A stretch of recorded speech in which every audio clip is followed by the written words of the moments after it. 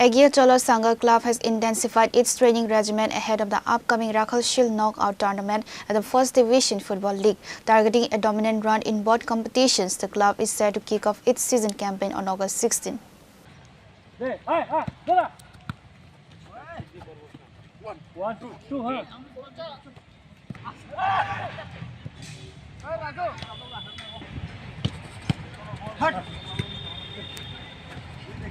The current squad features 6 local players and 13 outstation recruits, with club officials confirming that 2 additional players will join the roster within the next couple of days. The coaching staff is led by head coach Sujit Halder, supported by assistant coaches Conan Debarma and John Debarma. Actually, এগিয়ে চলো বরাবরই ভালো team করে থাকে football প্রেমীদের ভালো খেলা উপহার দেওয়ার জন্য ত্রিপুরার।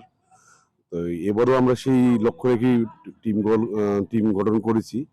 বিশেষ করে বহিরাজ্যের প্লেয়ারের উপরে আমরা এবার 13 জন বহিরাজ্যের প্লেয়ার নিয়েছি এবং লোকাল 6 জন নিয়েছি। আরও বহিরাজ্য প্লেয়ারের সাথে যোগাযোগ হচ্ছে, আরও 2-3 জন আরও আসবে। আর গত বছর আমরা চন্দ্রপুর প্রিমিয়ার লিগ রানার্স হয়েছি। এবং আমাদের লক্ষ্য থাকবে ভালো খেলা উপহার দেওয়ার জন্য এবং চ্যাম্পিয়নের লক্ষ্যেই টিম করা হয়েছে। নতুন পুরনো 6 জন লোকালের মধ্যে এক পুরনো আছে 5 জন, একজন নতুন আছে।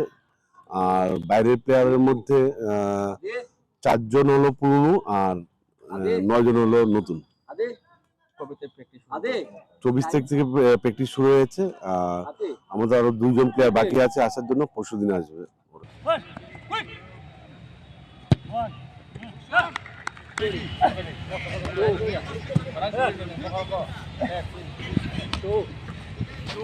Reporter by Narayan from Magantla, Srinikhara.